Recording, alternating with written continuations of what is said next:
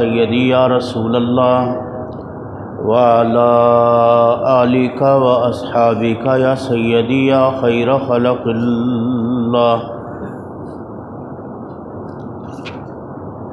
الحمدللہ الحمدللہ رب العالمین والعاقبۃ للمتقین والصلاة والسلام علی من کان نبیا وآدم بین الماء والطین رحمۃ للعالمین خاتم الانبیاء والمرسلین علیہ وعلی آلہ وصحبہ اجمعین۔ اما بعد فاعوذ باللہ من الشیطان الرجیم۔ بسم اللہ الرحمن الرحیم۔ للہ ملک السماوات والارض یخلق ما یشاء یہب لمن یشاء اناثا ویہب لمن یشاء الذکور او یزوجہم ذکرانا واناثا ویجعل من یشاء عقیما انہ علیم قدیر۔ آمنت باللہ صدق اللہ مولانا العظیم۔ وقال اللہ تعالی فی مقام آخر ان اللہ وملائکتہ یصلون علی النبی یا ایہا الذین آمنوا صلوا علیہ وسلموا تسلیما۔ اللہم صلی علی سیدنا و مولانا محمد وعلی آل سیدنا و اصحاب سیدنا و مولانا محمد وبارک وسلم علیہ صلاۃ و سلاما علیک یا سیدی یا رسول اللہ وعلی آلک و اصحابک یا سیدی یا خیر خلق اللہ۔ حمد و صلات کے بعد واجب الاحترام دوستان عزیز، برادران اسلام، اللہ وحدہ لا شریک کے پاک کلام قرآن مجید فرقان حمید میں سے سورۃ الشورى کی آیت نمبر 48 اور 49 تلاوت کیا ہے۔ اللہ رب العزت کی بارگاہ میں دعا ہے کہ رب ذوالجلال مختصر وقت میں قرآن و سنت کی روشنی میں حق و سچ بیان کرنے کی توفیق نصیب فرمائے، بیان کے بعد طرفین کو عمل کرنے کی توفیق نصیب فرمائے۔ الحمدللہ شعبان المعظم شریف کا یہ پہلا جمعہ ہے۔ بابرکت مہینہ رمضان شریف کی آمد ہے۔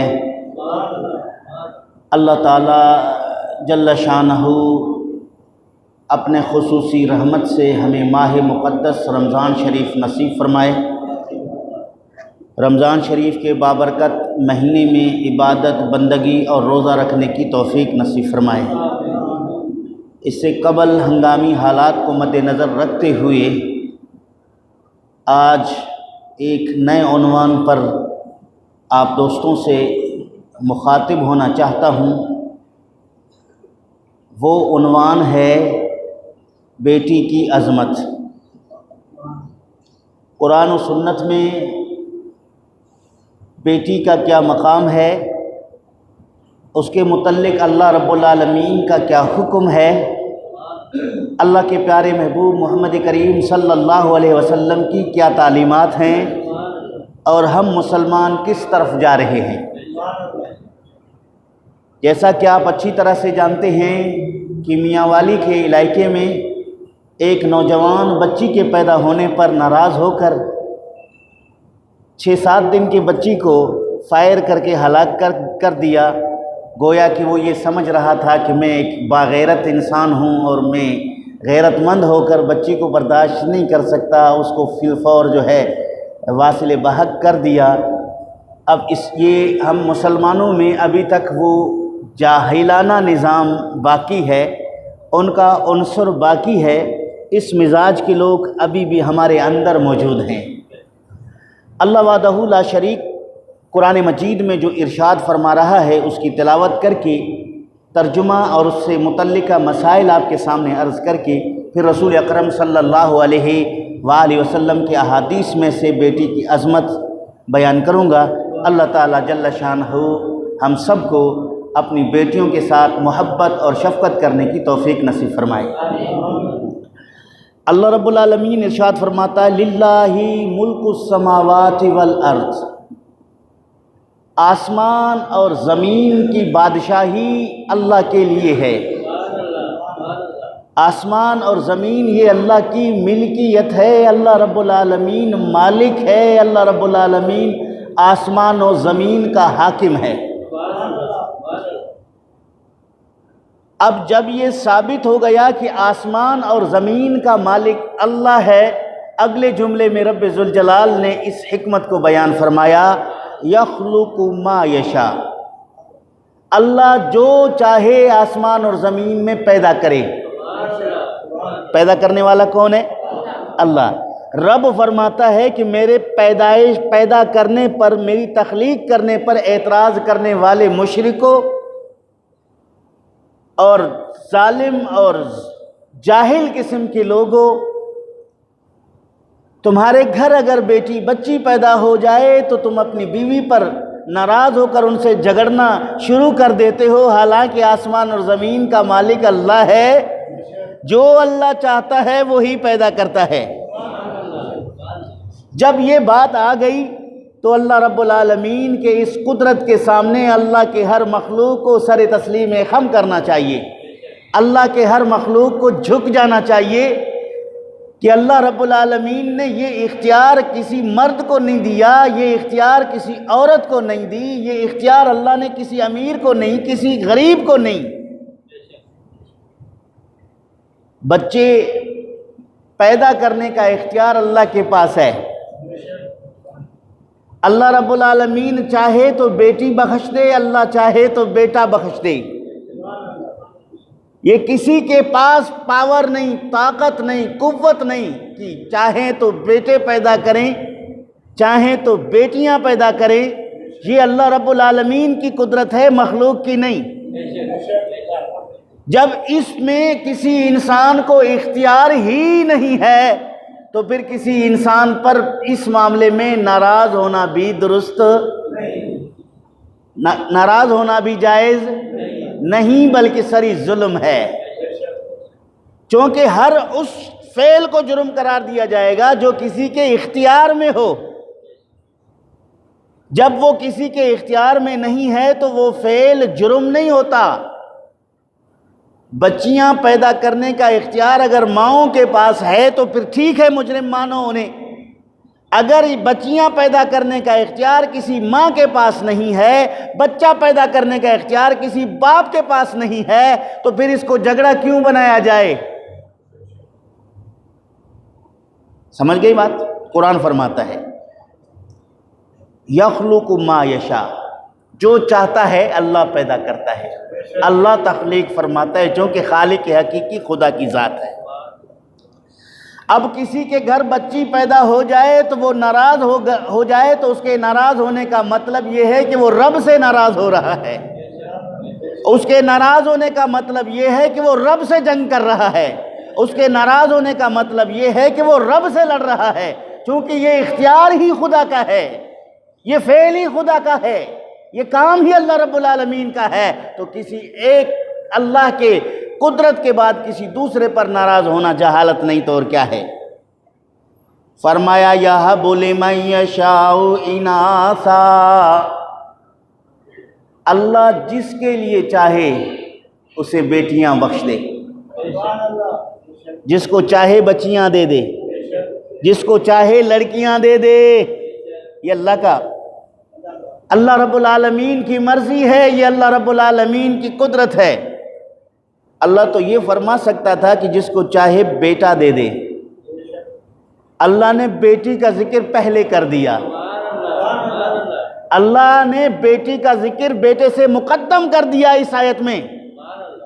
معلوم ہوا کہ بیٹی پیدا ہونے کو اپنے اوپر ظلم تصور کرنا یا اپنے عزت کی کمی محسوس کرنے کا تصور کرنا یہ سراسر جہالت ہے۔ اللہ رب العالمین نے تو بیٹی کو فضیلت دی، بیٹے سے پہلے اس کا ذکر کر دیا۔ پھر فرمایا وَيَهَبُ لِمَن يَشَاءُ الذُّكُورَ، اللہ جس کے لیے چاہے اسے بیٹا دے دے۔ یہ اللہ کا قرآن ہے۔ قرآن فرماتا ہے وہ نادانو اپنی بیویوں سے نہ جھگڑو اس معاملے میں، کیونکہ اللہ کی مرضی ہے تمہیں بیٹی دے، اللہ کی مرضی ہے تمہیں بیٹا دے، اس میں تمہاری بیوی کا کوئی عمل دخل نہیں ہے۔ یہ اللہ رب العالمین کا قدرت ہے، اللہ رب العالمین کی مرضی ہے۔ اب اگر گھر میں بیٹی پیدا ہو جائے، ڈنڈا اٹھا کر بیوی کو مارنا شروع کر دے تو وہ پھر کہے کہ میں پڑھا لکھا انسان ہوں، وہ پھر کہہ دے کہ میں عقل مند انسان ہوں، وہ پھر کہہ دے کہ میرے گھر بچی پیدا کیوں ہوئی ہے، تو وہ ڈنگر جانور سے بدتر ہے، کیونکہ جانور بھی اپنے بچوں کے مذکر اور مؤنث کے معاملے میں کوئی فرق نہیں کرتے، برابر ان کی پرورش کرتے ہیں۔ ایک مسئلہ۔ دوسرا فرمایا او یزوجہم ذکرانا و اناسا، اگر اللہ چاہے تو ایک ہی وقت میں ایک ہی پیٹ سے بچی اور بچہ ساتھ عطا فرما دے۔ اللہ چاہے تو بیٹی دے، اللہ چاہے تو بیٹا دے، اللہ چاہے تو جڑواں عطا فرما دے، بیٹی بھی بیٹا بھی۔ کون ہے؟ کون ہے اللہ رب العالمین کو روکنے والا؟ کون ہے رب ذوالجلال کی قدرت میں مداخلت کرنے والا؟ کون ہے اللہ رب العالمین کی تخلیق میں اعتراض کرنے والا؟ نہیں کر سکتا کوئی۔ اگر کوئی کرتا ہے تو وہ ابو جہل کی طرح جاہل ہے، اگر وہی کرتا ہے تو مشرکین کی طرح جاہل ہے۔ ابھی تک وہ جہالت کا عنصر اس کے ذہن میں، دل و دماغ میں موجود ہے۔ فرمایا وَيَجْعَلُ مَن يَشَاءُ عَقِيمًا، اللہ جس کو چاہے بانجھ کر دے، نہ بیٹا دے نہ بیٹی، دنیا بھر کے حکیموں سے علاج کر دے، دنیا بھر کے ڈاکٹروں سے جا کر علاج کرائے، دنیا بھر کے ذرائع اور وسائل اختیار کرے کہ صاحب اولاد ہو جائے، لیکن اللہ نہیں چاہتا کہ وہ والد بن جائے، اللہ نہیں چاہتا کہ وہ ماں بن جائے۔ کسی میں مجال ہے زبردستی بن سکے؟ یہ سارا نظام ہم نے دیکھا، یہ معاشرے میں یہ ساری چیزیں جو ابھی قرآن نے بیان کی ہے یہ سب موجود ہے۔ کسی کے ہاں بچیاں ہیں، کسی کے ہاں بچے ہیں، کسی کے ہاں جڑوے بچے، کسی کے ہاں بالکل نہیں۔ یہی فلسفہ قرآن نے بیان کیا، یہ حق بیان کیا، اِنَّهُ عَلِيمٌ قدیر، بے شک وہ اللہ کی ذات علیم بھی ہے، قدیر بھی ہے، ہر چیز کو جاننے والا، ہر چیز پہ قدرت رکھنے والا اللہ ہے۔ فرعون پوری روئے زمین پر بادشاہی کرنے والا باپ نہیں بن سکا، باپ نہیں بن سکا۔ ایک ایسا مسکین جس کے گھر میں فاقے کی نوبت ہے، کھانے کو کچھ نہیں، لیکن بچہ کے بعد دوسرا بچہ، اس کے بعد تیسرا بچہ، اس کے بعد چوتھا بچہ، ایک کے پاس ہر طرح کے ہیرے جواہر، سونا، درم، دینار، اناج، ساری سہولتیں موجود ہیں، لیکن اللہ اس کو اولاد نہیں دینا چاہتا، وہ صاحب اولاد نہیں بن سکتا۔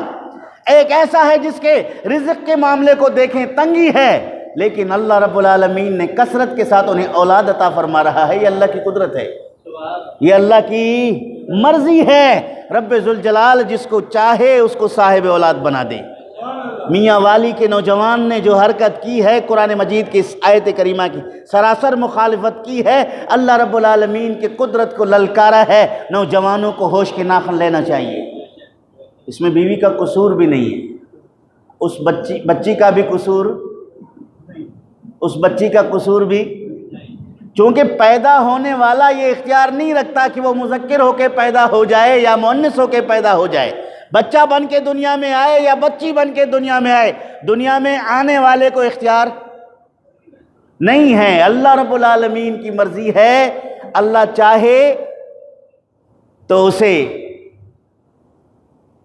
مذکر بنا کے بھیج دے، اللہ چاہے تو اسے مؤنث بنا کے بھیج دے۔ ذکور اور اناث یہ اللہ رب العالمین کی قدرت ہے جو قرآن نے بیان کیا، اور اس میں حکمت ہے، اس میں اللہ رب العالمین کی حکمت ہے۔ فعل الحکیم لا یخلو عن الحکمہ، حکیم کا کام حکمت سے خالی نہیں ہے، اللہ رب العالمین سے بڑا حکمت والا کوئی نہیں۔ اللہ تعالیٰ جل شانہ اگر ایک شخص کو صرف بیٹیوں کا باپ بنا دیتا ہے اس میں بھی حکمت ہے، اگر اللہ ایک شخص کو صرف بیٹوں کا باپ بنا دیتا ہے اس میں بھی حکمت ہے، اللہ رب العالمین اگر کسی کو صاحب اولاد نہیں بناتا اس میں بھی اللہ کی حکمت ہے۔ اللہ کے ہاں کوئی جبر نہیں، کوئی جبر نہیں ہے۔ ایک مسئلہ۔ دوسرا مسئلہ قرآن مجید نے بیان کیا، ذرا سنیے، درود شریف پڑھیں تو میں ایک اور آیت پڑھ کر سناؤں آپ کو۔ اللہم صلی علی سیدنا و مولانا محمد و آلہ و اصحابہ و بارک و سلم علیہ صلاۃ و سلاما علیکا یا سیدی یا رسول اللہ و علی آلک و اصحابک یا سیدی یا خیر خلق اللہ۔ کیسے لوگ ہیں، کس طرح کے لوگ ہیں جو رب ذوالجلال کے معاملات میں وہ اپنے آپ کو بڑا دانا اور بڑا ہوشیار تصور کرتے ہیں؟ ذرا سنیے، اللہ رب العالمین نے مشرکین مکہ کی حالت کو بیان کیا، فرمایا وَإِذَا بُشِّرَ أَحَدُهُمْ بِالْأُنْثَىٰ، جب ان مشرکوں کو اطلاع دی جاتی ہے کہ ان کے گھر بچی پیدا ہوئی ہے، قرآن ہے، ظَلَّ وَجْهُهُ مُسْوَدًّا، اور اس کا چہرہ یہ خبر سنتے ہی سیاہ ہو جاتا ہے، کالا بن جاتا ہے کہ میرے گھر میں بچی کی پیدائش، یہ خبر سنتے ہی وہ سمجھو اس نے اپنے منہ کو کالا کر دیا، سیاہ کر دیا غصے کے مارے کہ بچی کیوں پیدا ہوئی۔ وَهُوَ كَظِيمٌ يَتَوَارَى مِنَ الْقَوْمِ مِنْ سُوءِ مَا بُشِرَ بِهِ، چھپتا پھرتا ہے اپنی قوم سے اس معاملے میں جو انہیں خبر دی گئی ہے کہ ان کے ہاں بچی پیدا ہوئی ہے۔ یہ لوگوں کے سامنے منہ دکھانے کے اپنے آپ کو قابل نہیں سمجھتا۔ وہ مشرکین جو اپنی بچیوں کو زندہ درگور کرتے تھے، قرآن مجید نے ان کے متعلق بیان کیا کہ جب ان کے گھر بچی پیدا ہوتی ہے تو وہ ان کے چہرے سیاہ ہو جاتے ہیں اور اپنے لوگوں سے، رشتہ داروں سے، دوست احباب سے، برادری سے چھپتے پھرتے ہیں، کہیں کسی کی ملاقات نہ ہو، کوئی تانے کے طور پر یہ نہ کہہ دے کہ تیرے گھر بچی پیدا ہو گئی ہے۔ اس سے وہ اپنے آپ کو انتہائی شرمندہ محسوس کرتے ہیں اور چھپتے پھرتے ہیں۔ اللہ رب العالمین نے فرمایا کہ جب تنہائی کا موقع ملتا ہے تو پھر وہ کیا کرتے ہیں؟ أَيُمْسِكُهُ عَلَىٰ هُونٍ أَمْ يَدُسُّهُ فِي التُّرَابِ، وہ چاہتا ہے، سوچنے پہ مجبور ہو جاتا ہے، کیا لوگوں کے تانے برداشت کرتے کرتے بچی کی پرورش کروں یا لوگوں کے تانوں سے بچنے کے لیے اپنی بچی کو زندہ زمین میں گاڑ دوں۔ قرآن کے کلمات ہیں، آیُمْسِکُهُ عَلَىٰ هُونٍ، کیا وہ اس کی پرورش کرے اسی شرم کے تانے سن کر، او یا ام یدسہ فی التراب، یا اس کو زمین میں گاڑ دے۔ باپ بن گیا ہے بچی کا، اب اس پر نیند حرام ہو گئی ہے، خوشیاں اس کی چھن گئی ہیں، منہ اس کا کالا ہو گیا ہے، اپنی برادری دوست احباب سے چھپتا پھرتا ہے اور تنہائی میں یہ سوچنے میں لگ جاتا ہے کیا اس بچی کو پرورش کروں یا اس بچی کو زندہ زمین میں دفنا دوں۔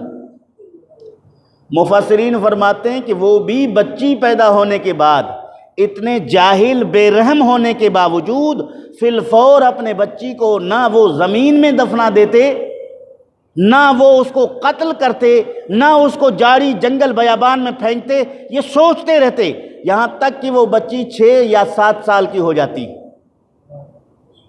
6 سال تک وہ کچھ نہیں کرتے، 6 سال تک اس بچی کو زندہ زمین میں دفنانے والے جاہل بھی 6 سال تک اپنی بچی کی پرورش کرتے۔ 6 سال ہونے کے بعد پھر ان کی ماں سے کہتے کہ آج ہماری بچی کو نہلاؤ، اسے بہترین لباس پہناؤ۔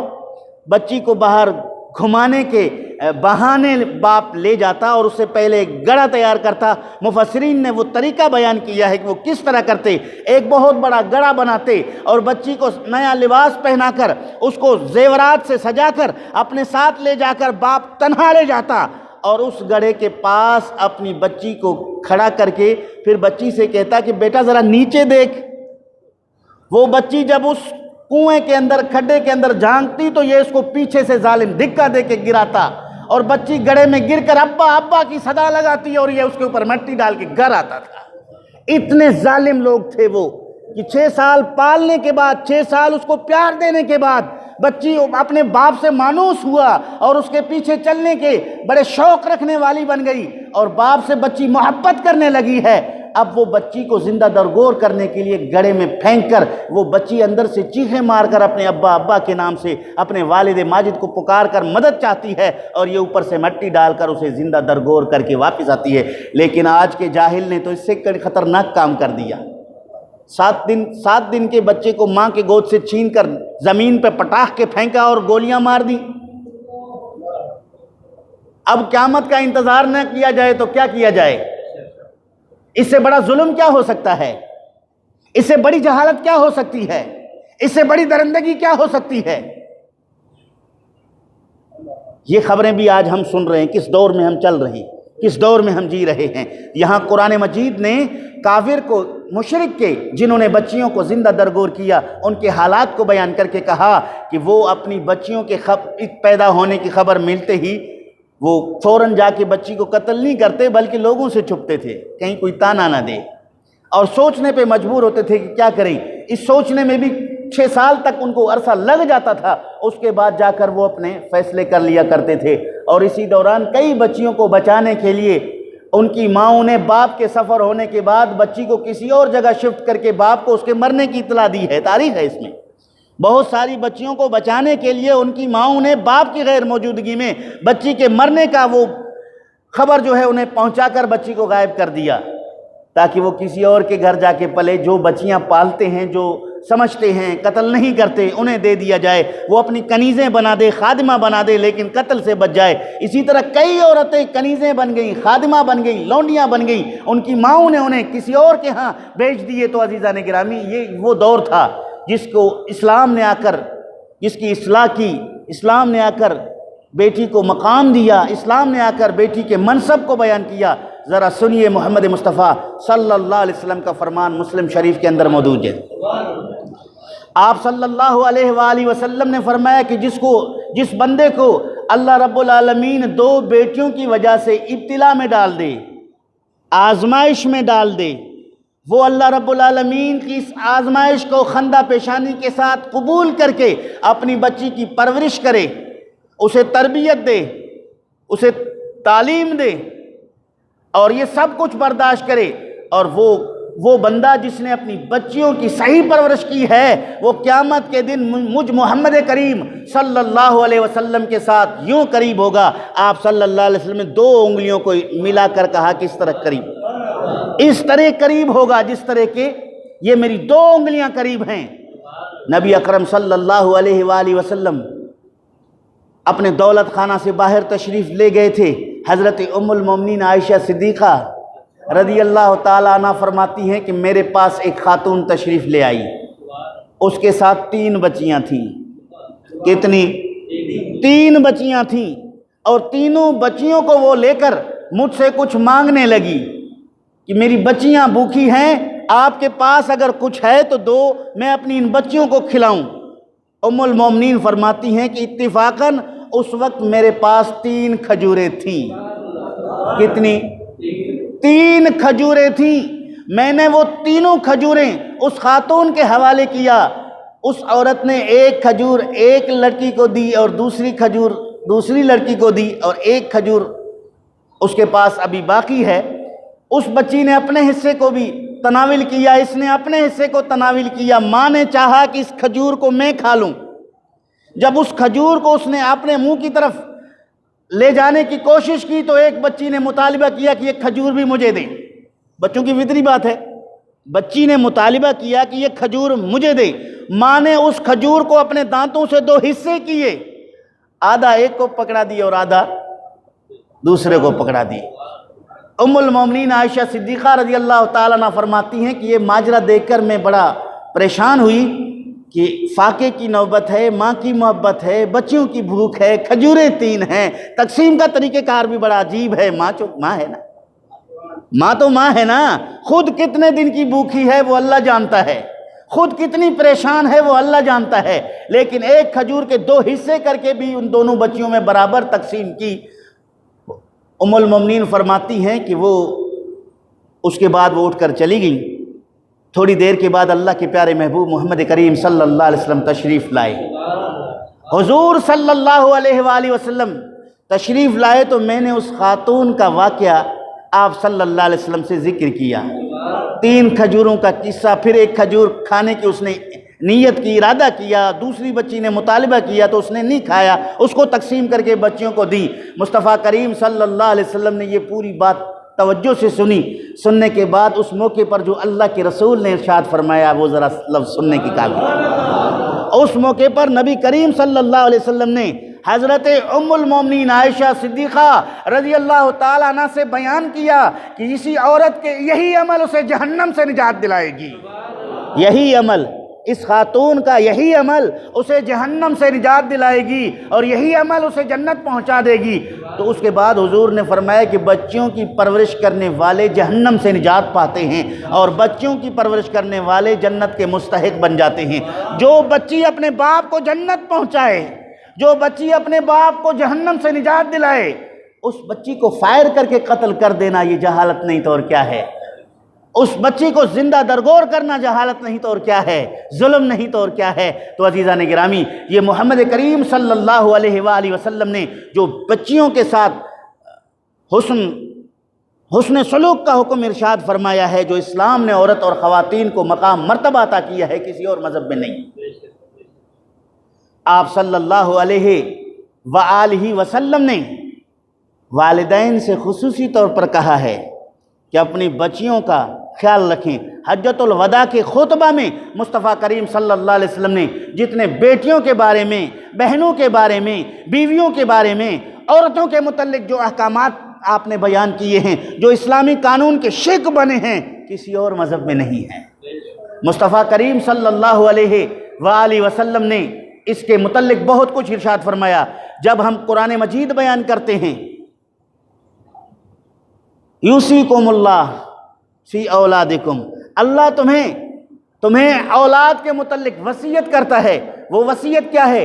للذکر مثل حظ الانثیین، میراث کو جب بانٹو، اولاد کے درمیان جب وراثت تقسیم کی جائے، بیٹی کو اللہ رب العالمین نے محروم نہیں کیا۔ قرآن مجید میں بیٹی کا حصہ بیان کر کے کہا کہ پھر بیٹے کا حصہ ہو۔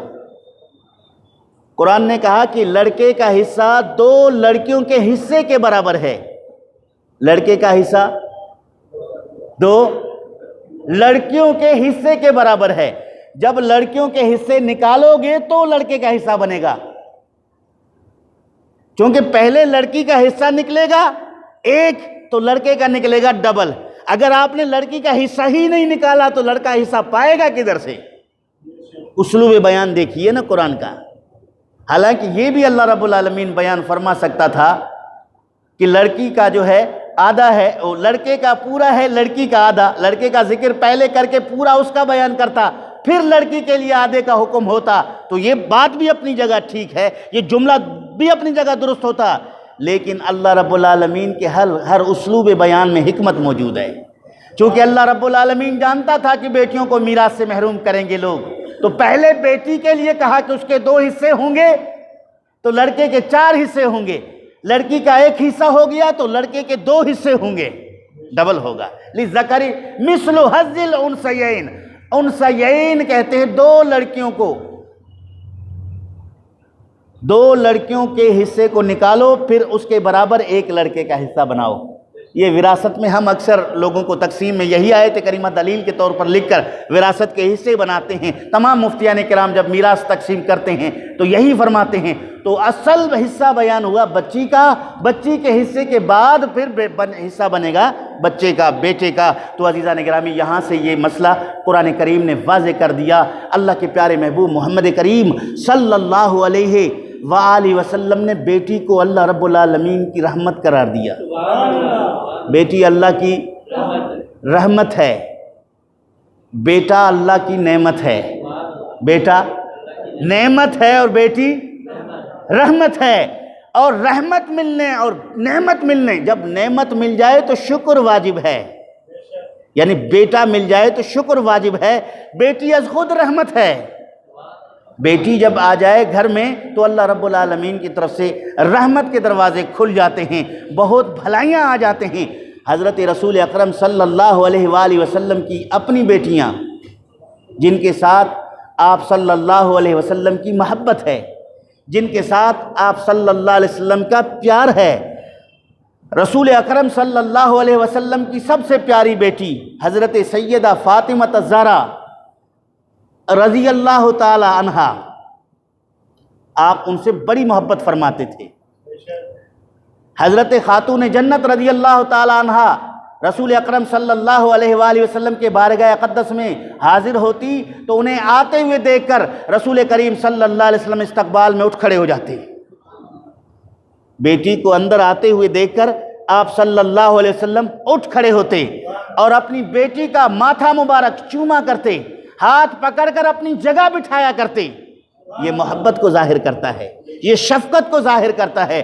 حضور نے اپنی بچی کے ساتھ یہ محبت، یہ شفقت کر کے واضح کر دیا، ہر امت پر یہ لازم کر دیا کہ مصطفیٰ کریم صلی اللہ علیہ وسلم کے اگر تم غلام ہو، حضور کی اتباع کرنے والے ہو، حضور کی سنتوں پر چلنے والے ہو، میرا طریقہ یہ ہے کہ میں اپنی بچی کے لیے کھڑے ہو کر اس کا استقبال کرتا ہوں اور میں اس کے ساتھ دست شفقت اس کے سر پر پھیرتا ہوں، میں اس کو اپنے قریب بٹھا کر ان کی تمام باتوں کو بڑی محبت سے سنتا ہوں اور جتنا ہو سکتا ہے حتی الامکان ان کی معاونت بھی کرتا ہوں۔ تو امت پر یہ لازم کر دیا۔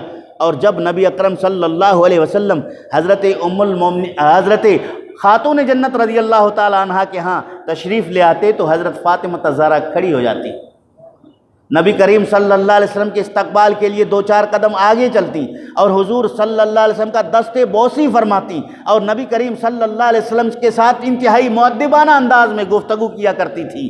یہ درس ہے ہمیں مصطفیٰ کریم صلی اللہ علیہ وسلم کے گھرانے سے۔ اور آپ صلی اللہ تعالی علیہ وسلم نے جب حضرت سیدہ فاطمہ رضی اللہ تعالی عنہ کا نکاح حضرت علی المرتضیٰ شیر خدا رضی اللہ تعالی عنہ سے کی، پھر آپ صلی اللہ علیہ وسلم رخصتی کے بعد حضرت علی کے گھر تشریف لائے، حضرت علی کے گھر تشریف لائے۔ نبی کریم صلی اللہ تعالی علیہ وسلم نے حضرت علی کرم اللہ وجہہ الکریم کو بھی بلایا، حضرت سیدہ فاطمہ رضی اللہ تعالی عنہ کو بھی بلایا۔ آپ صلی اللہ علیہ وسلم نے ان دونوں کے بیچ میں کام کو تقسیم کیا۔ امام عبدالرؤف مناوی رحمۃ اللہ تعالی علیہ حضرت سیدہ فاطمہ الزہرا کے فضائل میں جو کتاب لکھی ہے اس کے اندر یہ حدیث درج فرماتے ہیں، نبی کریم صلی اللہ علیہ وآلہ وسلم نے ان کے درمیان کام کو تقسیم فرمایا۔ کس طرح تقسیم کیا کہ کنویں سے پانی لانا یہ علی کی ذمہ داری ہے، کنواں چونکہ گھر سے باہر ہے، کنویں سے مشکیزہ بھر کے لانا یہ علی کی ذمہ داری ہے، گھوڑے کے لیے چارہ لانا یہ علی کی ذمہ داری ہے، بازار سے سودا سلف لانا یہ علی کی ذمہ داری ہے، چکی پیسنا یہ آپ کی ذمہ داری ہے، آٹا گوندنا یہ آپ کی ذمہ داری ہے، کھانا پکانا یہ آپ کی ذمہ داری ہے، حضرت علی کے لباس کو دھونا یہ آپ کی ذمہ داری ہے، بچوں کی پرورش کرنے کا یہ آپ کی ذمہ داری ہے۔ خلاصہ اس حدیث کا یوں ہے، یعنی باہر کے سارے کام مرد کی ذمہ داری ہے، گھر کے اندر کے کام عورت کی ذمہ داری ہیں۔ پھر ساتھ میں یہ بھی فرمایا علی اگر گھر کا اندرونی کام بڑھ جائے تو آپ فاطمہ کے ہاتھ بٹایا کریں، اگر اندر کا کام بڑھ جائے تو آپ اس کے معاونت کریں۔ تو یہ درس دیا ہے مصطفیٰ کریم صلی اللہ علیہ وسلم نے پوری امت کو۔ کیا حاجی، کیا قاری، کیا حافظ، کیا مولوی، کیا حاکم، کیا بادشاہ، کیا سردار، گھر میں کوئی سردار نہیں، گھر میں کوئی حاکم نہیں، گھر کے جتنے فرائض ہیں وہ برابر کے تقسیم ہیں۔ گھر میں آ کر اپنے سارے کام اپنی خاتون سے کروانا، باہر کی ذمہ داری بھی عورت کے ذمہ لگانا جیسے آج کا معاشرہ ہے، اللہ تعالیٰ امان میں رکھے۔ تو عزیزان گرامی، یہ مصطفیٰ کریم صلی اللہ علیہ وسلم نے تقسیم کر کے بتا دیا، اور آئے دن آپ صلی اللہ علیہ وسلم حضرت سیدہ فاطمہ رضی اللہ تعالیٰ عنہ کے گھر تشریف لے جایا کرتے تھے آئے دن، جبکہ گھر بالکل قریب ہے۔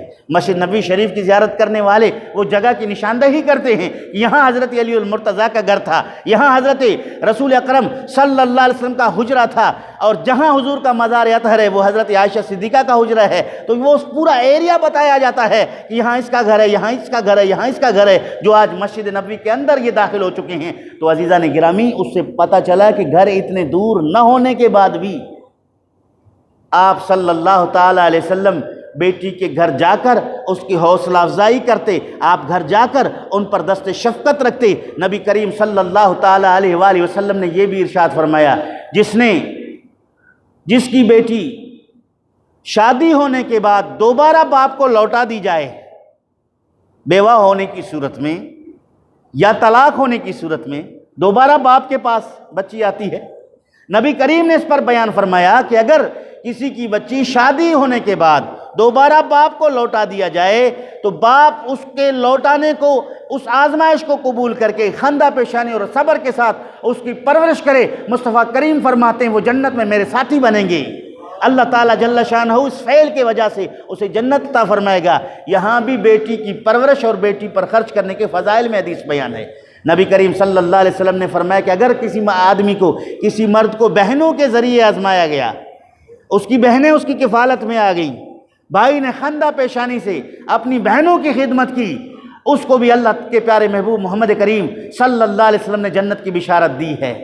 نبی کریم صلی اللہ علیہ وسلم نے ایسے بھائی کو بھی جہنم سے نجات کا پروانہ بتایا ہے۔ تو معلوم ہوا کہ چونکہ باپ کے بعد بھائی سرپرست ہے، جب تک باپ ہے بیٹی کا وارث ہے، باپ بھی نہیں ہے تو پھر بھائی سرپرست ہے۔ اب بھائی کو بھی کہا گیا کہ اپنی بہنوں کا خیال رکھیں۔ نبی اکرم صلی اللہ علیہ وآلہ وسلم کا یہ فرمان ہے کہ جب اولاد میں کچھ تقسیم کرنا چاہو تو پہلے بیٹی کو دو۔ اولاد میں کچھ تقسیم کرنا چاہو تو پہلے، گھر سے کوئی فروٹ لاؤ تو پہلے، گھر سے باہر سے بازار سے کوئی چیز لاؤ تو پہلے، علماء نے اس کی حکمت بیان کی ہے کہ بیٹی انتہائی نرم دل نازک مزاج ہوتی ہے، اگر بھائی کو پہلے دیا گیا، بھائی کے چہرے پر چیز ملنے کی مسکراہٹ آ گئی، بہن نے یہ دیکھ لیا تو وہ غمزدہ ہو کر ان کے آنکھوں میں آنسو آئے گی کہ مجھے نہیں میرے بھائی کو دیا ہے۔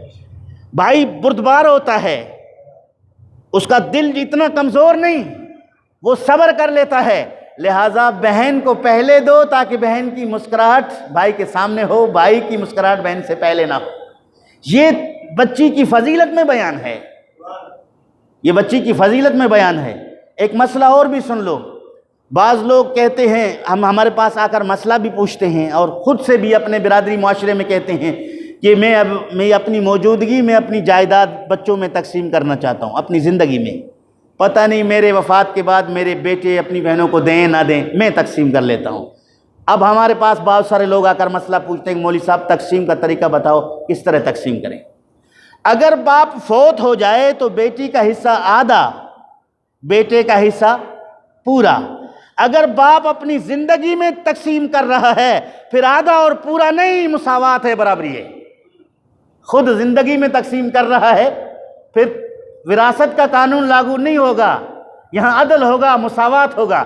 باپ کو کہا گیا کہ بیٹی کو کم دے کر اس کو غمزدہ نہ کریں، اس کو بھی اتنا دیں جتنا بیٹے کو دینا چاہتے ہیں، اس کو بھی اتنا دیں، چونکہ اب وراثت کوئی اور تقسیم نہیں کر رہا، باپ خود مالک ہے اپنی جائیداد کا۔ اب اپنی اولاد کو برابر سمجھے، جو بیٹے کو دینا چاہتا ہے وہی بیٹی کو دے دے، یہ فرق نہ کرے۔ اس وقت نفس ابھارے گا کہ بیٹی کسی اور کے گھر میں ہے، غیر کے گھر میں ہے، آپ کی یہ گاڑی آپ کا داماد لے جائے گا، آپ کے فلاں لوگ لے جائیں گے، بیٹی کا اس میں کچھ نہیں ہوگا۔ ان نفسانی خواہشات کی پیروی نہ کرے، بلکہ مصطفیٰ کریم کے فرمان پر عمل کرے کہ اپنی زندگی میں اگر تقسیم کر رہا ہے تو کیا کرے؟ برابر تقسیم کرے، برابر اولاد کو برابر سمجھے، ہر لحاظ سے، شفقت کے لحاظ سے، باقی تعلیم کے لحاظ سے، کسی لحاظ سے بیٹی یہ محسوس نہ کرے کہ میرا درجہ بھائی سے کم ہے، میں والد کے نظروں میں میرا درجہ کم ہے، میری اہمیت کم ہے، یہ بالکل محسوس نہ کرے، بلکہ وہ یہ سمجھے کہ میں بھی اپنے باپ کے نزدیک، میرا بھی ایک مقام ہے، میری بھی ایک عزت ہے، مجھ پہ بھی میرے والدین کی دست شفقت ہے۔ تو یہ درس دیا مصطفیٰ کریم نے، تو اس کو اپنا کر چلنا چاہیے۔